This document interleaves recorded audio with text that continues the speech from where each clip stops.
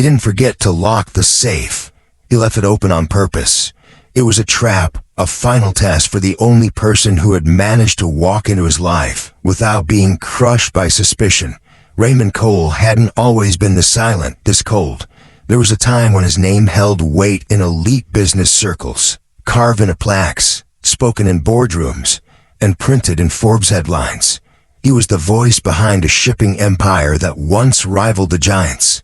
That voice, powerful and commanding, had now been buried beneath layers of pain, betrayal, and bitter lessons. Now, at only 40, silence was the only companion Raymond trusted. Silence didn't cheat. Silence didn't beg. And above all, silence didn't lie. He lived inside a grand estate on the outskirts of Kingsford, Montana, a towering red brick mansion with marble floors, iron gates, and enough rooms to lose yourself in. 26 rooms, 16 hidden cameras, and 3 emergency alarms scattered through the walls. But no footsteps echoed except his own. Locals whispered stories. They called him paranoid, eccentric, dangerous. He had fired his gardener for asking too many questions. No one knew why. They didn't know his son had tried to have him declared mentally unfit, just to steal control of the family trust. They hadn't seen the empty bank account left behind by his daughter, the same girl who used to cling to him during thunderstorms. They hadn't read the forged treatment bills from his personal doctor, the man he once trusted like a brother. Raymond had learned the hard way. People don't just lie. They wait. They watch.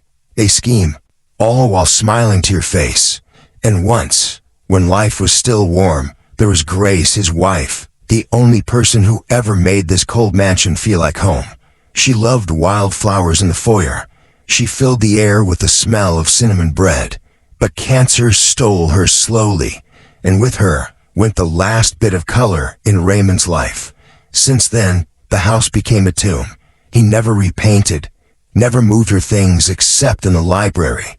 That room, her favorite, he kept spotless, untouched, sacred, because even if he had stopped believing in people, he never stopped loving her.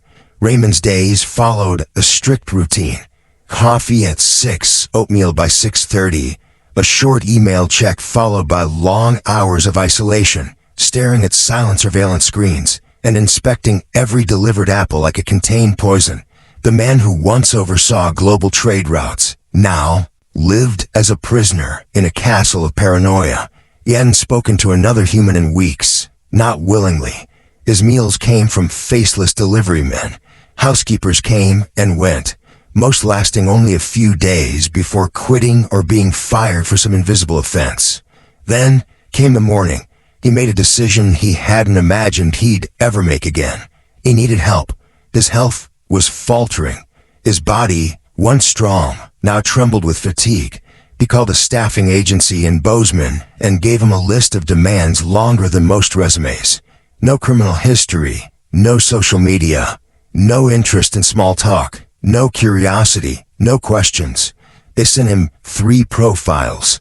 He discarded the first 2 within seconds. The third caught his eye. Her name was Elena Cole, 27 years old, quiet, precise, disciplined. Her file said she was driven by purpose, not profit. He snorted when he read it. Words like that were usually meaningless, but something made him pause. On Tuesday morning, he watched through a security feed as a slim woman stepped off a faded city bus and walked straight to his front gate. No makeup, no jewelry, just a calm presence and eyes that didn't flinch. When he opened the door, she didn't force a smile or chatter nervously. She bowed her head slightly, waited for his permission to enter. It was the first sign that maybe, just maybe, she understood boundaries. Inside, he led her to the velvet couch in the cold, dust-drenched sitting room. Before he could even speak, Elena asked the question, "The library, should I dust the shelves only, or would you prefer the books arranged by height?" He froze. Most applicants asked about days off. Not one had ever asked something that detailed, that respectful. "Just dust," Raymond replied after a pause. "Everything stays exactly as it is." She nodded, made a note in a small notebook, and continued to ask precise, professional questions. She never once asked about his past, or his family, or his wealth. When she left, Raymond found himself watching her silhouette walk down the path. It was the first time in years that someone had entered his home without triggering panic. But that didn't mean he trusted her. No one entered Raymond Cole's life without being tested. The next morning, before Elena arrived for her first day of work, Raymond stood alone at the end of the east wing in front of a door no one else had ever entered. Behind it was his private safe room. Inside were stacks of cash, gold coins, jewelry boxes, old property deeds, and one folded piece of paper. The safe's code, left on the table like a careless mistake. He propped the heavy safe door slightly open. It was all staged. Temptation in its purest form. Back in the surveillance room, Raymond sank into his leather chair and stared at the monitor, waiting. His heartbeat echoed louder than the hum of the security feeds. At exactly 8 a.m., Elena entered the house. She went straight to work, dusting shelves, arranging pillows, scrubbing corners with quiet efficiency. For over an hour, she showed no signs of hesitation, not even a glance toward the valuables placed throughout the rooms. Then the moment came. She walked down the east wing. Raymond leaned forward, watching the screen. She paused at the open door. She saw the money. She froze. Her hand trembled. He clenched his jaw, certain she would step inside, but Elena didn't move. Instead, she slowly pulled out her phone, backed into the hallway, and made a call. Raymond read her lips. She was calling his secretary. She calmly reported the open safe and asked if she should lock it or wait for instructions. For the first time in years, Raymond's eyes widened, not in fear, but in surprise. Someone had just passed the test. Still, he didn't let his guard down. He reminded himself, people change under pressure. They pretend until the reward is big enough. Moments later, Elena's phone buzzed again, a call from her mother. Her expression changed in an instant. Raymond zoomed in on her face as her lips formed trembling words. Her mother's voice shook on the other end. The family grocery store, the only source of income, was going to be shut down unless they paid $38,000 by the end of the week. Elena listened, silent tears in her eyes. She promised her mother she'd find a way. Then she hung up and stared back at the open safe. Elena stood frozen in the hallway. The safe door remained ajar, silently daring her. The single step forward, one handful of cash, and her family's entire future could be saved. No one would notice a few bundles missing. Raymond was a billionaire. She was just a housekeeper. Her heart thundered. The thought clawed at her mind. But then it stopped. Elena closed her eyes and took a long, trembling breath. This wasn't her. Her parents had raised her on integrity, not survival at any cost. Slowly, she reached toward the small slip of paper on the table beside the safe. Then, instead of using the code to open it wider, she punched in a random sequence. The safe beeped. The door locked. Elena folded the code slip, tucked it deep in her pocket, and collapsed into a nearby chair. And then she cried, not because she regretted the decision, but because it had taken everything in her to make it. In the surveillance room, Raymond sat still, eyes wide, unmoving. He had seen people lie. He had seen people steal. But he had never seen someone lock temptation away with such pain and resolve. This woman didn't just pass the test.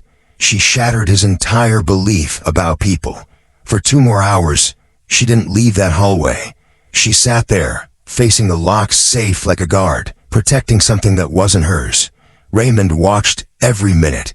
He studied her posture, her calm, her tears, her resolve. For the first time in over a decade, he felt something stir in his chest. It wasn't just surprise. It wasn't just gratitude.